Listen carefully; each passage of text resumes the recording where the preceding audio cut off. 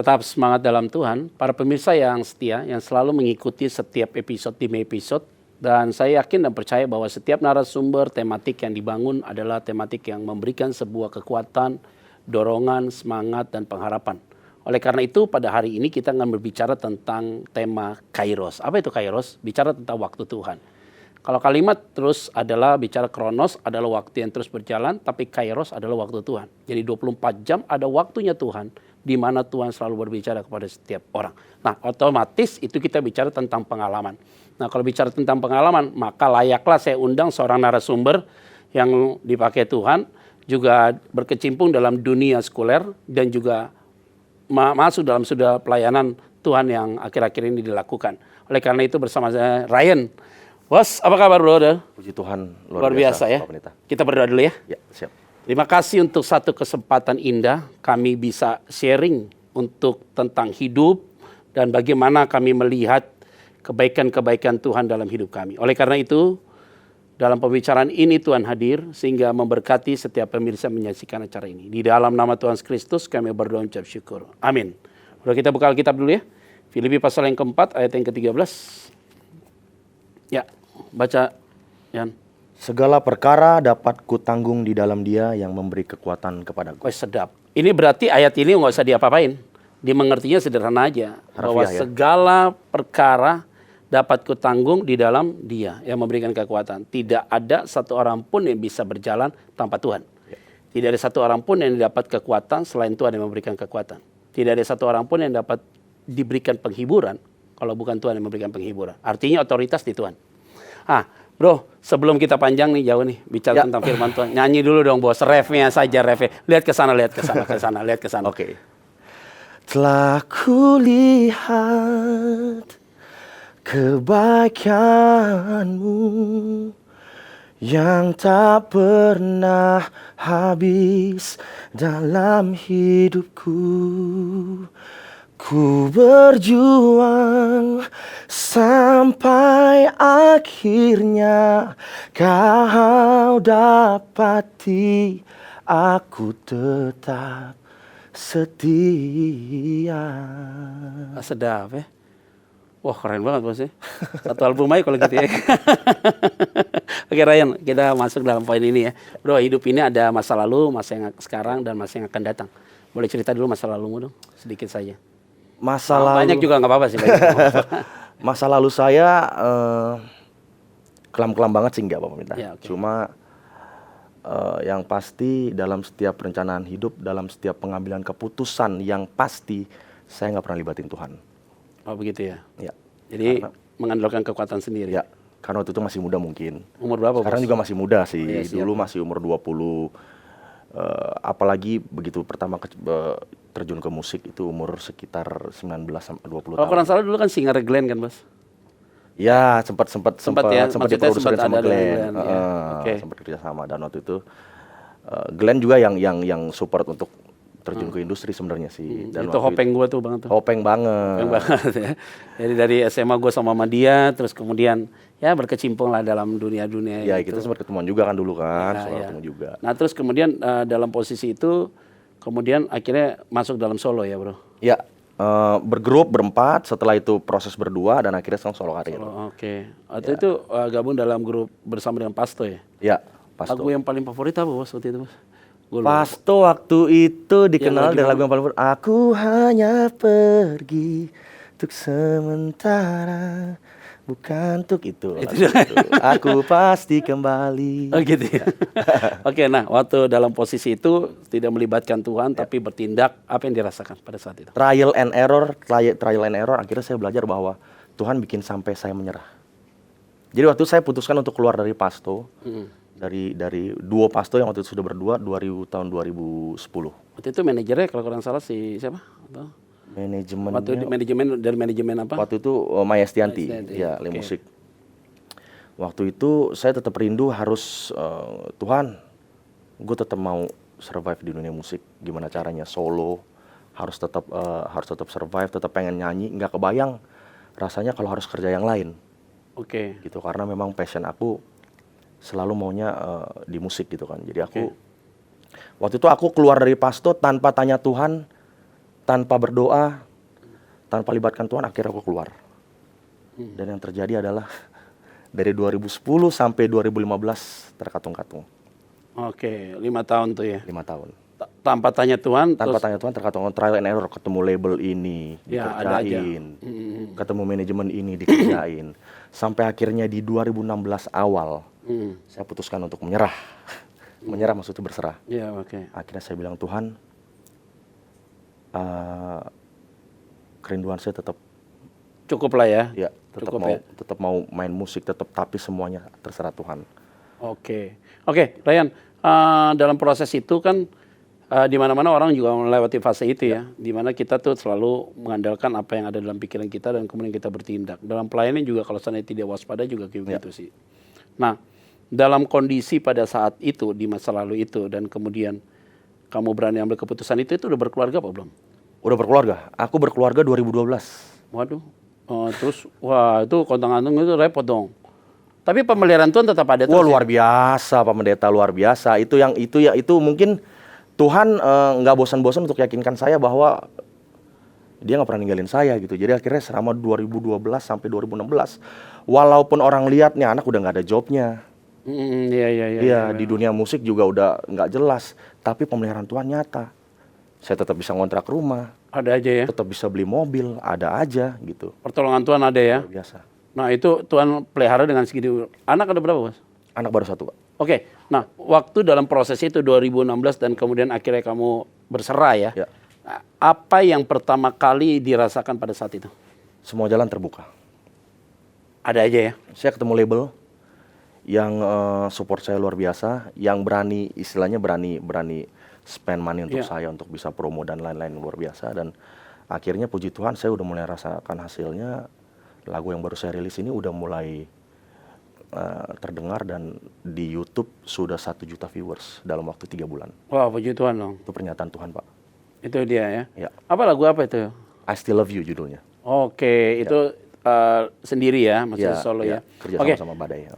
Ryan, dengan kondisi saat ini dan kemudian kan kita bicara tentang waktu Tuhan kan. Ya. Jadi orang tuh selalu bilang begini, kalau belum waktunya Tuhan mau buat apa aja nggak jadi loh. Ya.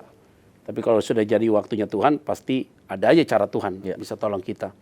Nah sebenarnya kan bukan masalah Tuhan punya rencana yang pasti baik ya. Tetapi di satu sisi dia juga butuh kita bergantung dan mengandalkan dia yang begitu kuat gitu loh. Nah dalam kebergantungan kita dan mengandalkan pada Tuhan gitu, bagaimana dukungan dari istri? Justru istri yang jadi tiang doa saya, Pak. Oke. Istri yang selalu ngingetin, ayo kita saat teduh pagi-pagi. Istri juga yang selalu support aku dalam segala kesusahan, dalam keterpurukan sekalipun, istri selalu ada. Jadi puji Tuhan sih, aku nggak salah pilih istri, Pak. Oh gitu Dan ya. Tuhan juga nggak Itu orang bikin apa? salah. Itu orang Batak. Oh, orang Batak Boru ya. Batak. Baru Batak ya. Usia berapa tahun sama kah? Usia beda 3 tahun. Oh gitu ya. Tim doa. Jadi dia tim doa ya, tim Ya. doa yang luar biasa ya. Ya. Nah, Ryan, bagaimana bangun fellowship di dalam rumah tanggamu? Tetap bangun mesbah keluarga gitu? Ya, saya usahakan setiap bangun pagi, walaupun masih bolong-bolong ya Pak, Ya, tapi sebisa mungkin tetap harus saat teduh, baca Alkitab dengan pedoman renungan ya. Air Hidup Blogspot saya biasa pakainya. Oh gitu ya. Jadi supaya kita juga membangun kehidupan rohani kita ya, secara ya, pribadi. Nah, ya. Ryan, dalam dunia sekuler dan kemudian kamu juga ada dalam dunia rohani, maksudnya ya terlibat juga dalam pelayanan rohani begitu. Di dalam dunia sekuler, daya tarik dunia itu kan kuat banget ya. Ya. Bagaimana yang kamu rasakan? Iblis selalu mengintimidasi Pak. Artinya gini, setiap saya melakukan dosa, katakan kedagingan di sekuler gitu, yang saya rasa masih banyak kekurangan, itu selalu menjadi batu sandungan saya ketika pelayanan. Saya nggak pede untuk menceritakan kebaikan Tuhan karena saya tahu nih masih banyak yang Harus dibenahi. Ya, gitu. Jadi tapi akhirnya seperti Tuhan bilang sama saya bahwa jangan pernah terhalang apapun untuk menceritakan kebaikan aku pada semua orang. Jadi di tengah ketidaksempurnaan saya terus aja bagikan kebaikan Tuhan. Jadi sekarang PR-nya adalah kalau ngomong Tuhan baik sih seperti ngomong air laut rasanya asin kan, asin banget gitu kan, baik banget. Jadi sekarang aku lagi tanya Tuhan apa yang harus aku buat untuk bisa berdampak buat banyak orang. Iya. Aku siap dipakai Tuhan gitu. Kadang-kadang intimidasi itu selalu menghantui kita terus kan. Ya.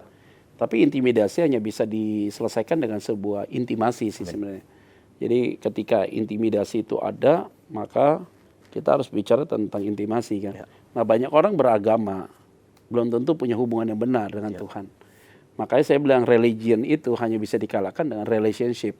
Nah, itu kan akan terbentuk kan dengan sendirinya. Nah, Ryan, dengan posisi-posisi yang seperti itu dan kemudian tantangan kan banyak ya. Biasanya kalau orang ada di dunia entertain, apalagi follower kita dan kemudian grup apa yang orang yang suka dengan fans kita tuh pasti kan kita juga bisa jadi bahaya kan kalau kita tidak bisa kendalikan. Bagaimana cara bisa memberikan perasaan itu untuk tetap dalam posisi yang kita tidak perlu terlalu berlebihan juga gitu loh. Ya, sekarang saya lebih banyak menahan diri, Pak.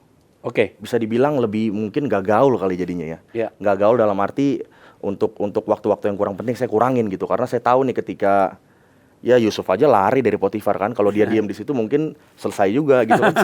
Jadi saya pilih untuk menjauh, Pak.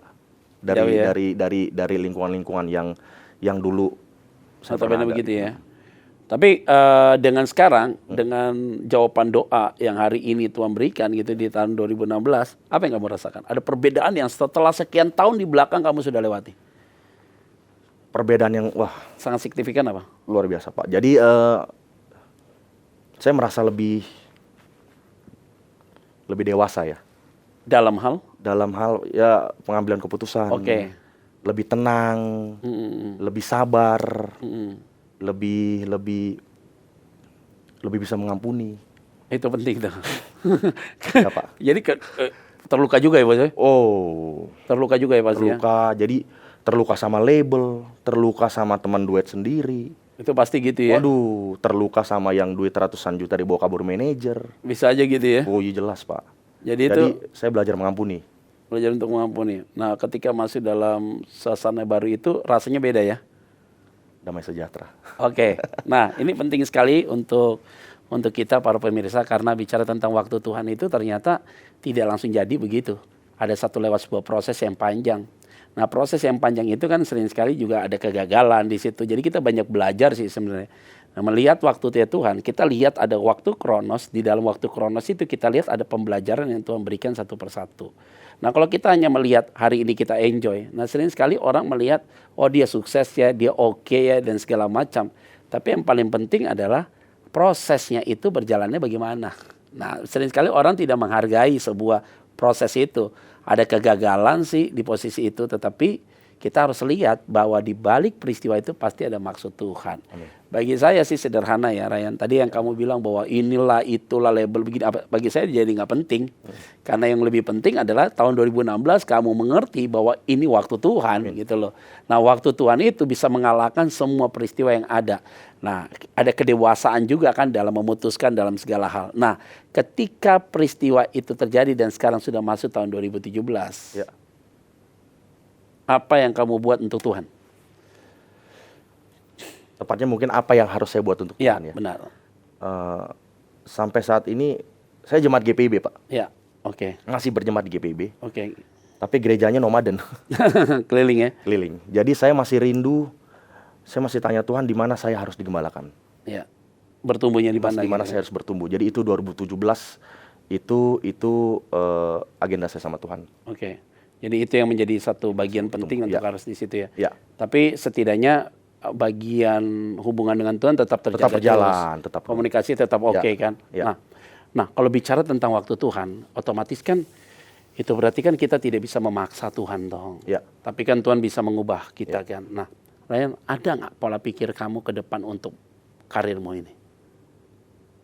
Apa yang sedang ada dalam hatimu? Buat ke depan kerinduanmu apa? Go internasional? Semua orang pasti mau gitu ya? Ya, sekarang saya percaya kalau karir saya, gini Pak, saya percaya bahwa Tuhan sudah buka jalan. Pasti. Dan ketika Tuhan sudah buka jalan, pertanyaannya itu, jadi apa yang harus saya buat Tuhan? Ya.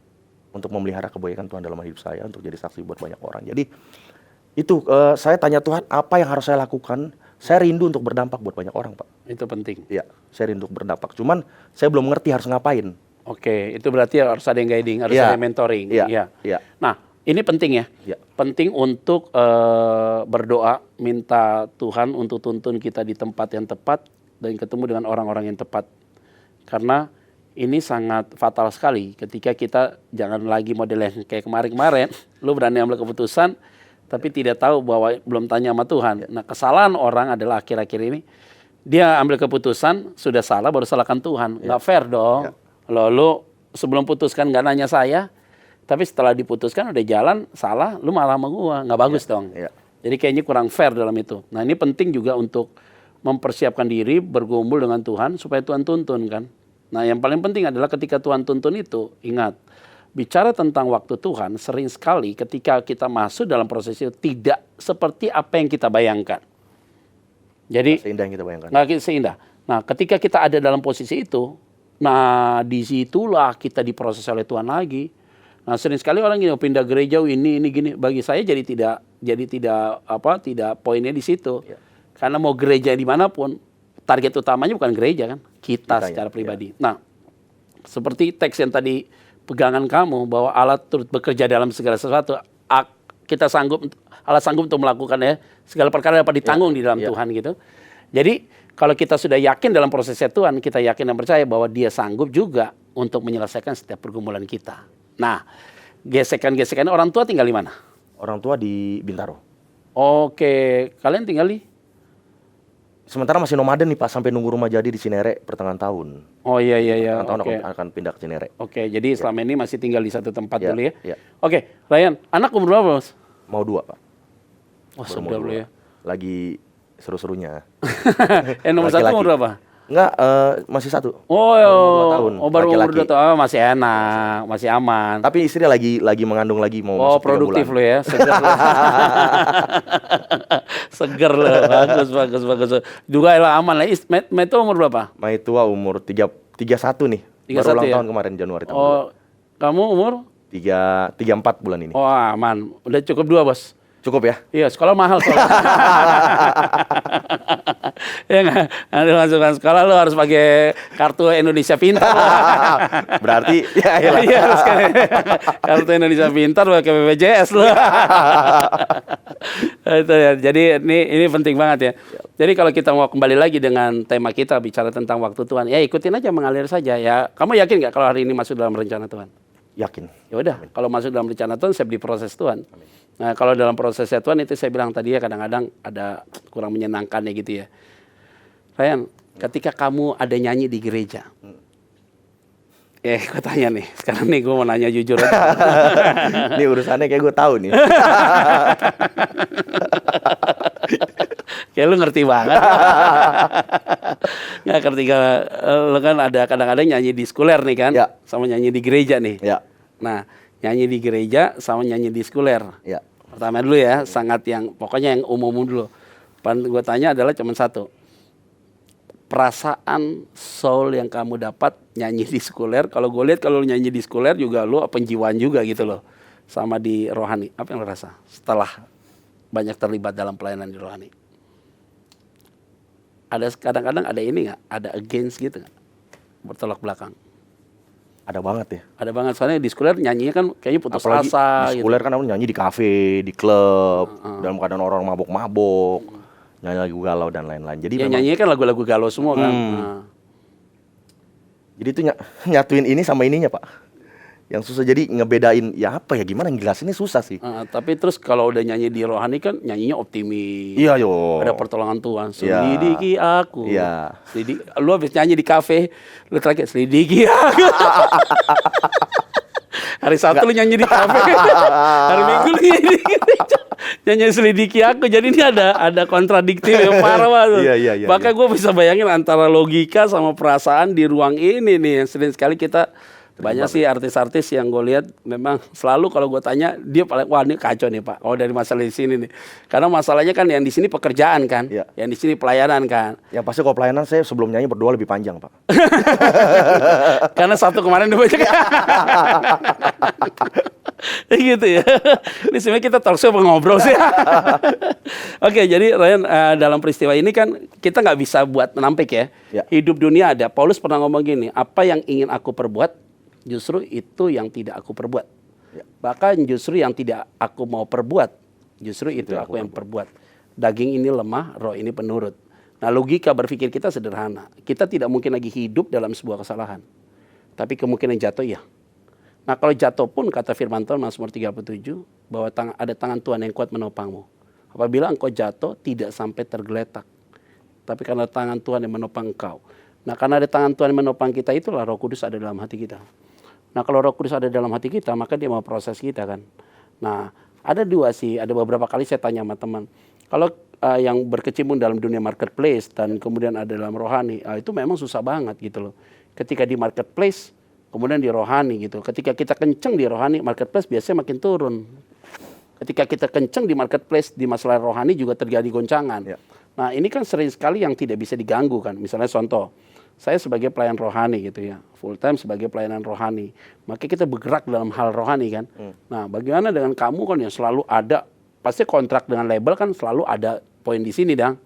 Ya. Nah, dan posisi masuk ke hal rohani juga otomatis kan ada kayak turbulence kan di dalamnya kan. Bagi pikiran saya ya, apa benar atau tidak, mungkin kamu jawab. Ketika kamu melayani Tuhan, ya itu bukti ucapan syukur aja sama Tuhan. Karena Tuhan sudah berkati kamu di sekolah. Ya. Menurut kamu gimana?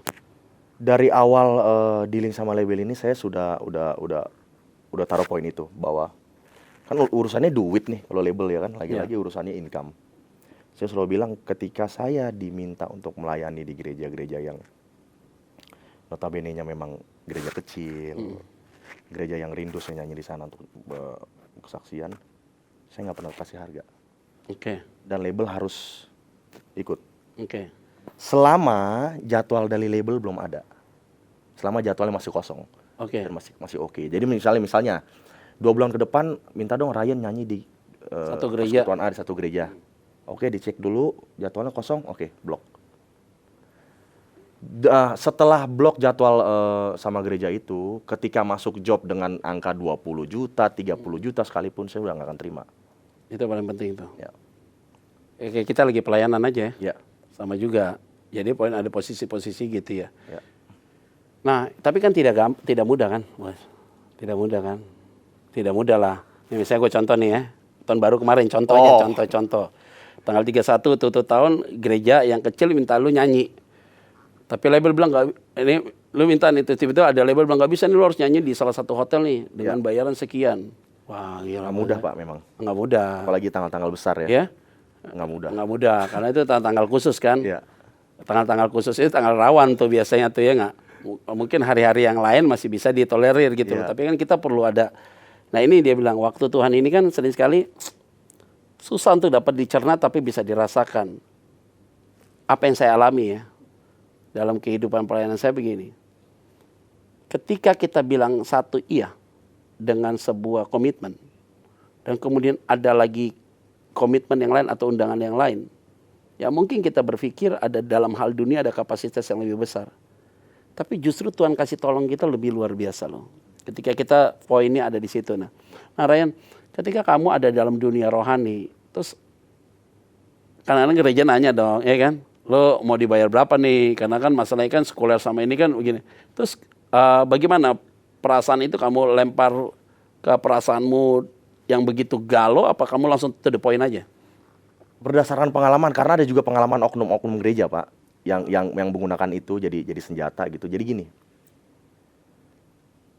misalnya pelayanan bentuknya dalam perayaan, HUT, apa gitu bikin ya? di JCC, bikin di Istora Senayan, ya, itu udah pasti ada budgetnya. Pasti. Gitu. Karena jadi, itu posisinya dia perayaan. Perayaan. Ya.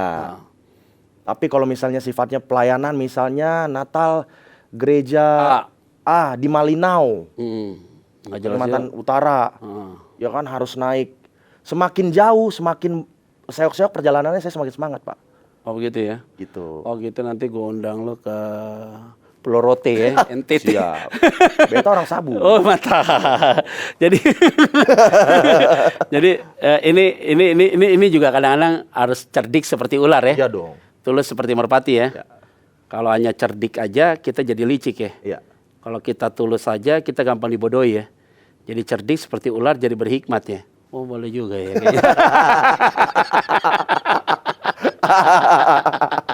Jadi kita harus tahu dulu ya. Iya dong. Ya, harus tahu. Karena banyak pelayanan ya, tiba-tiba mainnya di Istora Senayan. Itu Ya dia. kan? Tiba-tiba bandnya ini dibayar pakai apa Iya kan benar gitu. juga, benar. Oke, ini para pemirsa.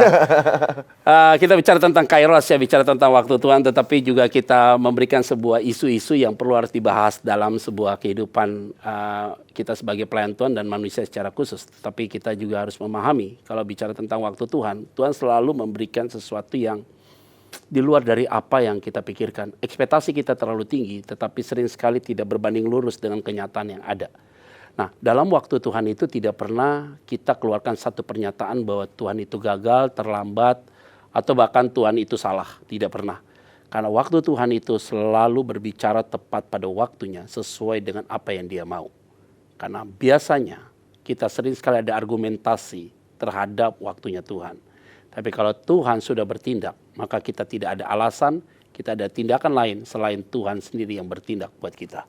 Nah, Ryan, tidak terasa waktu udah mau habis, Bos. Apa yang menjadi isi hatimu paling dalam pikiranmu untuk pelayananmu dan karir dalam pekerjaanmu? Mudah-mudahan karir saya semakin lancar, Ya. Tuhan semakin bukakan jalan. Popularitas saya juga semakin besar, Ya. supaya saya semakin punya kesempatan untuk bisa jadi pengaruh buat banyak orang Oke, lewat karir. karena itu penting ya. Ya. Karena posisinya ada di situ ya. Ya. Oke, terus kemudian dengan pelayananmu ke depannya? Mudah-mudahan saya bisa tahun ini saya bisa menemukan tempat di mana saya akan digembalakan, Ya. memilih, dan saya bisa melayani lebih sungguh di situ, ditajamkan lagi, digodok lagi, belajar lagi, Pak. Oke gitu ya. Oke, jadi My Tuhan menjadi tiang doa ya. Tiang doa yang luar biasa untuk kita bisa dalam pertolongan Tuhan ya. Ryan, thank you bisa hadir di acara kita ini karena saya yakin dan percaya pembicaraan kita sudah memberikan inspirasi juga bagi para pemirsa. Hal-hal yang tidak baik sudah pasti kita lupakan. Hal-hal yang baik pasti Tuhan akan tolong kita. Amin. Ya, saya yakin dan percaya bahwa perjalanan karir ke depan, keluarga semua dalam pertolongan Amin. Tuhan. Ya, Terima kasih, Pak. Amin. walaupun ada kesalahan berapa tahun di belakang, tetapi ada aja pemeliharaan Tuhan ya. Amin. Oke, kita berdoa ya. Terima kasih untuk kebaikan Tuhan. Dan kami sangat yakin hamba-Mu Ryan, keluarga diberkati Tuhan. Buat kedepannya ini, apapun yang dia kerjakan, tidak akan pernah sedikit pun Tuhan meninggalkannya. Paling penting adalah pergaulan intim dengan Tuhan. Sehingga apapun berjalan dalam waktunya Tuhan. Di dalam nama Tuhan Kristus kami berdoa mengucap syukur. Amin. Amin. Para pemirsa, kita sudah menyelesaikan topik ini khusus bicara tentang Kairos. Dan saya yakin dan percaya telah memberikan sebuah inspirasi bagi kita semua masing-masing. Tidak ada satu orang pun yang hidup di dalam kebenaran utuh, tetapi mereka mau diproses oleh Tuhan dalam kesalahan sehingga menemukan sebuah kebenaran yang sesungguhnya. Oleh karena itu saya yakin dan percaya jemaat Tuhan dan para pemirsa menyaksikan acara ini pun terus hidup di dalam waktunya Tuhan. Tuhan Yesus memberkati kita semua. Shalom.